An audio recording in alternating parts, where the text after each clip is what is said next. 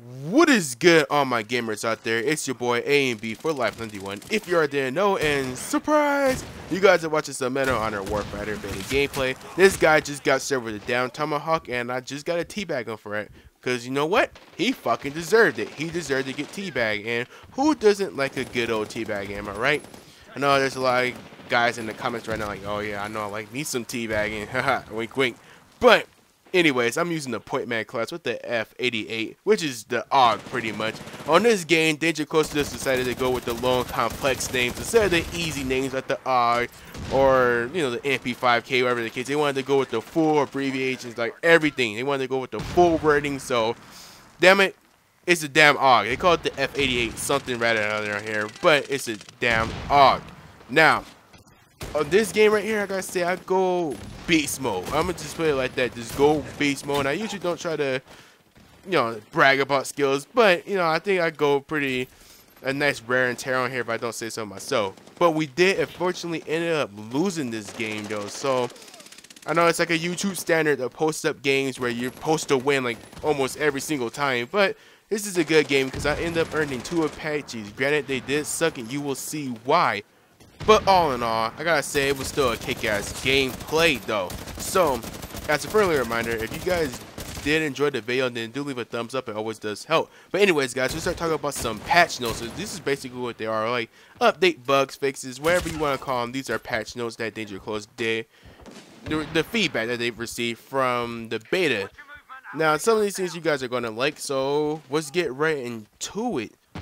First, these guys end up fixing the spawns, which is a good thing, I have to say. The fallback spawns anyway, because in this game, well, at least in this game mode, you have a choice between spawning on your fire team buddy or using a fallback spawn that just puts you at a random spawn. Now, multiple improvements were made to lower the odds of spawning in front of an enemy. This is a good thing right here, because I think spawn systems can really make or break a game.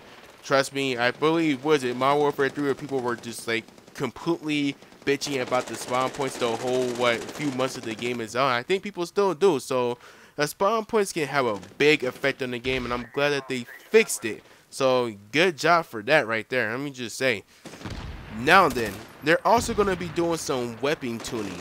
Now what it says on here is that some weapon tuning and class abilities tuning has been implemented, mostly around the Spec Ops and Demolition class, so pretty much the Speedy Gonzalez Canadian class and the Juggernaut Demolition class, mostly around them anyway. So, well, I'm assuming, and we don't got the facts right here, like written on paper, but if they're talking about the Spec Ops class and the Demolition class, I'm assuming they're probably talking some type of a nerf.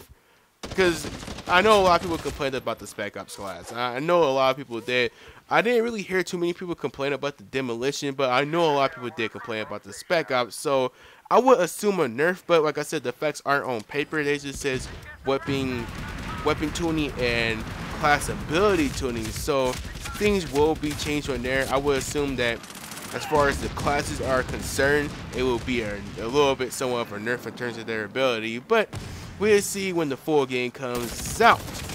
Now, they're changing the control sensitivity. Now, they're going to make them pretty much more precise as far as the sensitivity. I think that's a good thing because I'm a guy that likes to have a sensitivity high. Not too high, but just enough to do a 360 when somebody's trying to be a damn douchebag and trying to kill me from behind. I'm not going to take my booty, man. It's not fucking happening. But anyways, here's one that I'm kind of a little bit on the fence about. You guys let me know what you think. Blackhawk spawn. Enemies near the Blackhawk spawn now show up in the mini-map to pretty much get rid of spawn camping. Now, I kind of find it somewhat of a problem. Like, I see what they're trying to do. They're trying to protect the people or give people more of a fighting chance when they spawn off the Blackhawk. But what happens if, let's say, that your enemies are going for the objective, they're the attackers, they're the defenders, and they use their Blackhawk right next to your objective? They're gonna know what you guys are all the time because you're spawning when they're spawning off the Blackhawk. Maybe a red dot will show up or something. And it can be a problem, but we don't got the full details on this yet, so it can play out right. I think Danger Close has this game pretty much down packed, but who freaking knows? Now, this one I'm somewhat confused about. I'm not even going to lie to you guys. I know it's supposed to be like a YouTube standard for the guy to know what he's talking about. But yeah, I ain't gonna lie, I'm somewhat confused. They have it listed as jammer clipping. Now what it says is clearance is now required before this ability can be activated in order to prevent pushing through collision. Now I'm assuming they're talking about the radar jammer, and clearance I'm assuming just means like you can only place it in certain spots. Like it has to say, well, you can't use it here. You can't just use it anywhere, pretty much, because the jammer you can just place it anywhere. That's what I'm assuming anyway. But you guys let me know what you feel about that, or if you guys do know what it is. But hey, I'm glad that they did fix this one right here. They fixed the kill feed delay, because if you played the beta, there was a big delay. Like it'd be 2 to even 3 seconds it felt like, but they sped it up, so that's a good thing right there, because we need that good kill feed. Now I'm glad they fixed the damn menu navigations. If you guys did happen to play the beta, you know the menus were horrible. They just made it more simplified, pretty much. It's easier now, which is a good thing. I'm glad that they fixed the damn shit. I'm glad. But also the My Gun feature in the menu has been updated as well.